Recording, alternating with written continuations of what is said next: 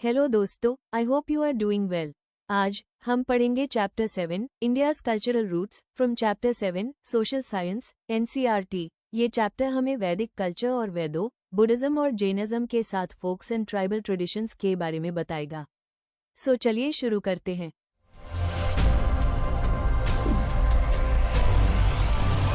किसी भी ancient tree की तरह इंडियन कल्चर की भी अनेक रूट्स और अनेक ब्रांचेस हैं। बट ये ब्रांचेस और रूट्स क्या रिप्रेजेंट करती हैं? ब्रांचेस और शाखा arts, literature, science, medicine, religion जैसे अलग अलग एरिया शो करते हैं। और रूट्स एक कॉमन कल्चर जो इंडिया का पुराने टाइम से चले आ रहे हैं उसको रिप्रेजेंट करते हैं। कई आर्कियोलॉजिस्ट्स और स्कॉलर्स ने बताया है कि भारत की कुछ कल्चरल रूट्स सिंधु या हड़प्पन या सिंधु सरस्वती सिविलाइजेशन तक जाती हैं।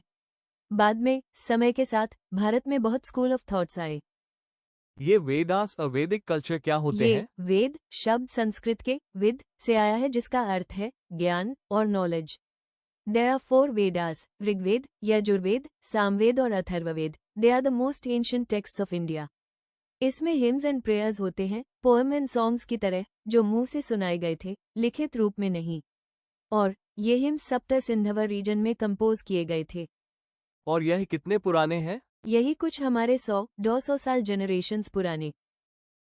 एंड यू नो, अगस्त 2007 को कल्चरल हेरिटेज को गले लगाने का वर्ष देखा गया जब ऋग्वेद की 30 मैन्यूस्क्रिप्ट्स को यूनेस्को के वर्ल्ड मेमोरी रजिस्टर में स्थान मिला। और 2008 में यूनेस्को ने वैदिक चांटिंग को ह्यूमैनिटी की ओरल और इंटेंजिबल हेरिटेज के रूप में मान्यता दी। ये यूनेस्को क्या है? यूनेस्को मतलब United Nations Educational, Scientific and Cultural Organization. ये शिक्षा, विज्ञान और कल्चर के माध्यम से लोगों और राष्ट्रों के बीच बातचीत को बढ़ावा देता है। और यह वैदिक कल्चर में हिम्स कौन कंपोज करता था? ये ऋषियों, पुरुष ऋषियों या संतों और ऋषिकाओं, महिलाओं द्वारा संस्कृत भाषा में की गई थी। वे अनेक देवताओं या देवियों को एड्रेस करते हैं, जैसे इंद्र, अग्नि, वरुण, मित्र, सरस्वती और कई अन्य। ऋषियों के साथ मिलकर ये देवता मानव जीवन और ब्रह्मांड में रितम मीन्स सत्य और व्यवस्था को बनाए रखते हैं। अर्ली ऋषियों और ऋषिकों ने उन देवी देवताओं को एक ही माना, न कि अलग अलग। ऋग्वेद के last mantra shloka calls people to unite themselves. Early Vedic society was organised in different groups या जनों और कुलों में ऑर्गेनाइज्ड था। अकेले ऋग्वेद में 30 से अधिक ऐसे जनों की लिस्ट है। फॉर एग्जाम्पल भरत, पुरुष, कुरु, यदु, तुर्वश आदि। ईच क्लैन एक विशेष क्षेत्र से जुड़ा था। और यह वेदास केवल कुछ इन्फॉर्मेशन देते हैं, लाइक राजा, किंग और sabha and samiti means collective gathering and assembly of peoples. इसमें professions like agriculturist, potter, carpenter, dancer भी हैं। Now we will see Vedic school of thoughts. Okay, but what they consist of? They consist of rituals, yajna, जिसे अक्सर यज्ञ के रूप में पढ़ा जाता है, जो इंडिविजुअल और कलेक्टिव बेनिफिट और वेलबींग के लिए डिफरेंट डेइटीज, देवियों या देवताओं के लिए निर्देशित होते हैं। डेली रिचुअल्स आमतौर पर प्रेयर्स के रूप में होते थे। अग्नि से जुड़े देवता को प्रार्थना और प्रसाद के रूप में देते थे, लेकिन समय के साथ ये रिचुअल्स और कॉम्प्लेक्स होते गए। नौ उपनिषद, यह एक ग्रुप ऑफ टेक्स्ट्स होते हैं जो वैदिक कॉन्सेप्ट्स पर बेस्ड हैं। और इसमें पुनर्जन्म, कर्म, आत्मा या स्वयं जैसे नए थॉट्स एंड कॉन्सेप्ट्स को प्रेजेंट किया गया। एंड डिवाइन एसेंस, जो हर प्राणी में रहता है लेकिन अल्टीमेटली ब्रह्मांड के साथ एक है। कॉमन प्रेयर, जो सवे भवन्तु सुखिनः या सभी प्राणी सुखी हो, मे ऑल क्रीचर्स बी हैप्पी से शुरू होती है और उन सभी के रोग और दुख से मुक्त होने की प्रेयर एंड विश करती है। In the school of thoughts it is given that in human life, nature and universe में सब कुछ एक डिवाइन एसेंस है जिसे ब्रह्मांड कहा जाता है। योग, जिसने एक मेथड इंटेंट डेवलप किया to achieve realisation of universe in one consciousness, ये सभी स्कूल ऑफ थॉट्स मिलकर उस थॉट की फाउंडेशन बनी जिसे आज हम हिंदू धर्म कहते हैं। One major school of thought developed Buddhism, बौद्ध धर्म। उन्होंने वेदों की अथॉरिटी को स्वीकार नहीं किया और अपनी खुद की थॉट ऑफ स्कूल डेवलप की। लगभग 2.5 मिलेनियम पहले सिद्धार्थ गौतम, एक युवा राजकुमार का जन्म लुम्बिनी, टुडेज नेपाल में हुआ था।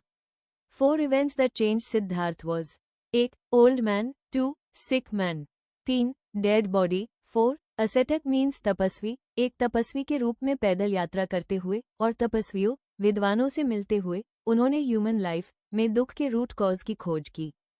बोधगया, 2 days इन बिहार में एक पीपल के पेड़ के नीचे कई दिनों तक ध्यान करने के बाद उन्हें ज्ञान की प्राप्ति हुई। ही अटेंड एनलाइटनमेंट हियर। उन्होंने फील किया कि अविद्या मीन्स इग्नोरेंस, अज्ञान, लैक ऑफ नॉलेज, और अटैचमेंट ह्यूमन सफरिंग का सोर्स है, और उन्होंने इन दोनों कॉजेस को दूर करने का एक तरीका सोचा। तब सिद्धार्थ को बुद्ध के रूप में जाना जाने लगा, जिसका अर्थ है प्रबुद्ध मीन्स एनलाइटेंड और जागृत मीन्स अवेकेंड व्यक्ति। व्हाट आर संघ, भिक्षुओं या मंक्स, और बाद में भिक्षुणियों या नन्स की एक कम्युनिटी जिन्होंने खुद को बुद्ध की शिक्षाओं के प्रसार के लिए डेडिकेट कर दिया। उपनिषदों की कहानियां ये ट्रूथ और रियलिटी की खोज पर फोकस डालती हैं।